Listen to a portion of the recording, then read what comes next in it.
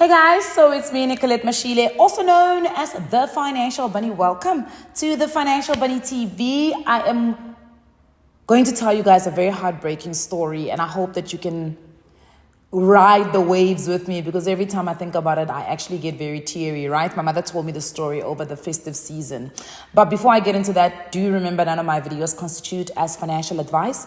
If you are looking for financial advice, please speak to somebody that is certified and registered with the FSCA to give you financial advice. Now, if you remember, and if you've been on the channel for a while now, you would have seen that I did a series of videos with Alex Forbes.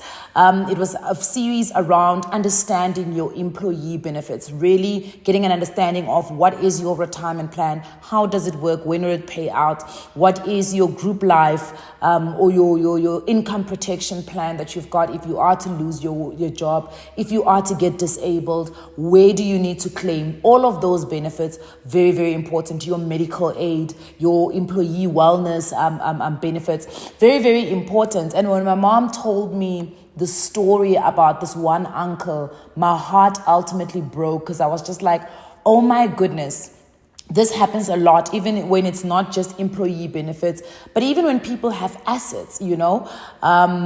We are going to be posting a next video of employee benefits series with Alex Forbes, and it's going to be on group risk.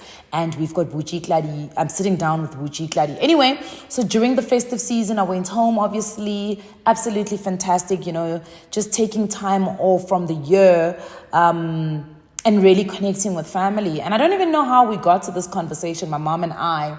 And she was telling us about this one uncle. In actual fact, thinking about it, he has passed on now and may soul rest in peace. I didn't really know him well, because for a very large amount of my upbringing, I knew that he worked in Gauteng, right? Now, Gauteng obviously is very far from where we are from. So my mom and her siblings are born in Graskop, which is maybe 45 or 40 minutes from Bushbuckridge, and we're now in Bushbuckridge. So my family settled in Bushbuckridge. My mom, my dad, her mom, my father's family, right? So and Bushbuckridge is maybe 5 hours from Johannesburg and maybe 4 from Pretoria. It is on the border of Limpopo and Mpumalanga. Oh, by the way, we were in Limpopo at some part of my life. So I'm from 2 provinces, because at some point of my life, I was from Limpopo. And then we blocked the roads because of service or lack of service delivery. And then they put us into Mpumalanga. And I'm not sure how well that is going in terms of service delivery. Anyway, I digress. So what I'm trying to show you is that how far Bushbuckridge actually is from the Gauteng province, right? So granted, this uncle of mine worked for a majority of his life. As I said, I think even before his passing, I had maybe seen him once or twice. I know he has a son that we've kind of interacted with, but I'm sure that he obviously had a whole different life when he moved to this side. He probably got a new wife, because there are other kids that have also popped up. Anyway, so this uncle of mine apparently had a great relationship with Bomkhaya, so the people that lived around where he had settled in Pretoria. So he had settled in Pretoria. I think he bought land, or he got a piece of land, and then he built himself a house, a steady, decent house, right, that he had built for himself and perhaps maybe for his family. I don't actually know all of those details. Anyway, so when he got ill, and really, really ill, because we know that a lot of our uncles come to these CBDs, they work in your Pretorias, your Joburgs, your Tegwini, your Cape Town, you know, Polokwane. They work in these CBDs. They start these temporary, and I call them temporary, and that's terrible, because I'm sure these women who build these families with them don't feel like they are temporary families. But I call them temporary in really making a candid situation, because at the end of the day, when these guys are sick and they're ill, they go back home. They need to be taken care by the women they left at home, or their own mothers, or their own sisters.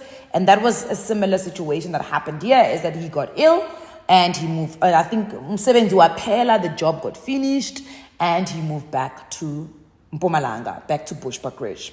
And he later passed on in Bushbuckridge. But before he passed on, I think he had, as I said, he had a good relationship with Bomkhaya, and this one lady called my mom, and I think he had given this lady my mom's number in case she wanted to get in touch with him.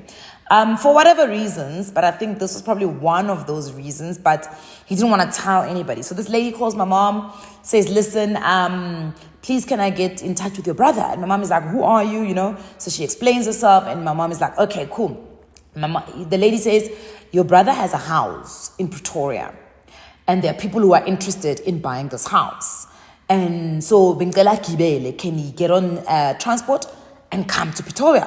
Because these people are very serious about buying his house.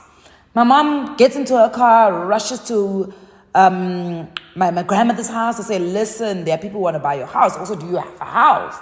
And my uncle is just like, I don't have no house. Like, I don't have a house. And they're like, I bought booty. Nobody would talk about a house if there was no house. So I think that was the first red flag. It's like they never want to tell you about the assets that they've got, you know? Sharp. Anyway, there's a conversation. Mom calls the lady. There's a conversation between him and his mkaya. And he is now planned to get onto a long-distance taxi the next week to come to Pretoria to be able to sell this house. Anyway, so then when my mom goes back to her house in the evening, she calls the lady and she says, look, I've organized for my brother to come up, but please can you guys assist him because nobody else is going to come up with him. So the lady says to my mom, Lalela Sisi, this house is probably worth 250,000 north. And if these people know this, right? Because she thinks they've done some sort of valuation. I mean, even today, you can do valuations on properties. You can do a valuation on how much a property could potentially cost based on, obviously, a formula, location, the type of property, the structure, the land, and all of that, right? So she says it's north of 250,000. Please make sure that your brother knows this so that by the time he gets here, he does not settle on an amount less than that. And it seems these people really want this house, so they could even push up to like 300,000. Now, for whatever intentions she had, anyway, my mom then calls my grandmother. Obviously, because my uncle will phone, babes, I got my phone. Anyway, calls my grandmama, may her soul rest in peace. Explains this to her brother. Says, listen, this is the story. This is how much you should be asking for. My uncle sounds like he understands. He's like, Yebo Sisi. Says, sure, Siswam. Hi, thank you. You're helping me out, whatever. Can I have money for long distance taxi? My mother's like, no problem. I think my mother also was just excited for her brother. You know what I mean? Put her brother on a long distance taxi the next week. This man travels from Bush to Pitori. Zots, yahambi moto. Elele. Guys, he got to Pretoria. Now, obviously, he didn't come back to Sbalisela with what happened in Pretoria. He got to Pretoria. He sold his house. Sold it for 25,000 rand. 25,000 rand. And you would think that is the worst. That is not even the worst part of this entire conversation. Guys, it's so heartbreaking. He poo-pooted the entire 25,000 before he took a long distance taxi back home. Uyidle yonke babes diyela dang. He spent the whole amount of money. Okay? Spent the whole amount of money in Pretoria. Lord knows on what. Lord knows doing what. Lord knows with whom. But at least he had the sense to leave some money to be able to get himself a long distance taxi back to Bosbokrant. Heartbreaking. Heartbreaking. Heart-wrenching. And it just reminded me that a lot of people leave their homes in Makaya and they come and they work in these CBDs. And when you have a conversation with them about where do you work, write down their employers, because where do you work?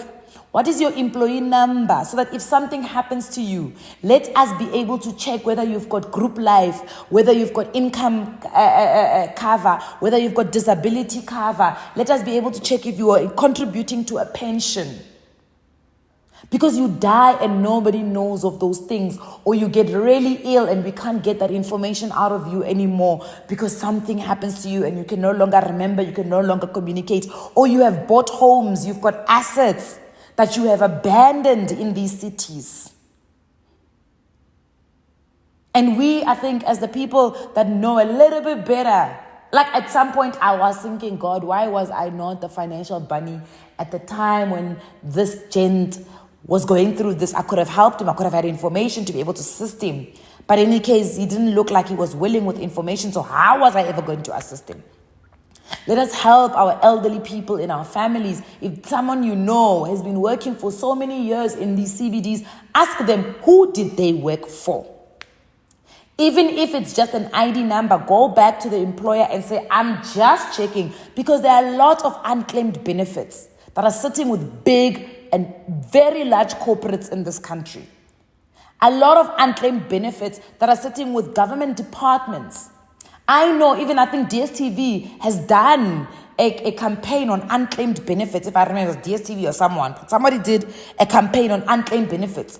Because the number of unclaimed benefits that exist in this country are disgusting. Because all we're doing is making these corporates richer because we don't understand, one, our employee benefits. Two, we don't communicate to our family members that we've got these. Three, you just forget your policies. Sometimes you take up a policy and you forget. You forget. There's also a service, it's called Verify with an I, VERIFI. You can actually register there and you can pull a list of all of your policies. I've done it before. It doesn't pull everything. And I don't know why it's not able to pull everything, but maybe it's better now. I mean, I did it maybe 4 years ago. It can pull everything that you've got as a policy or that you're contributing, that you've contributed to. Take it, pull all of your family members' stuff and see what has been unclaimed, guys. Let's help the elderly people. The second thing, help them write a will. Help them write a will, guys.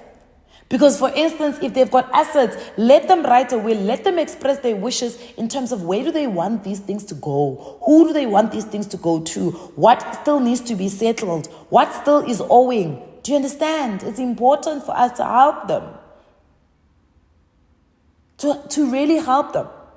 I mean, there's some people in my family members who are looking at retirement right now. When I was explaining to them how retirement works, that in South Africa, it is mandatory that you buy an annuity when you get your pension money. In fact, you can only cash out 1/3 of it. The other 2/3, you have to buy a pension. Because somebody has to give you money every single month, just as like you would getting a salary when you were working so that you can support yourself because you are no longer of the working age. A lot of the guys who are looking at retirement in the eyes of my family did not understand this. So can you imagine if they have to find out this information from somebody who is just a consultant and doesn't care about them?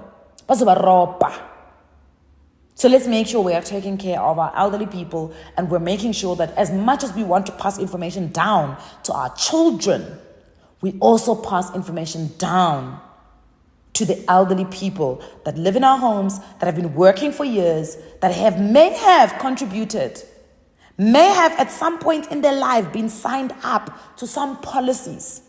Check their last payslips. Ask them for their last payslips. Let them show you what deductions they were getting. I think it's going to be very important. I don't know.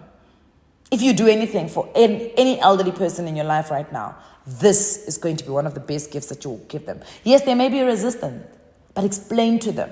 Show them this video if you must. Please. Anyway, I'll see you guys on the next one when we discuss the next topic. Mwah, mwah, mwah.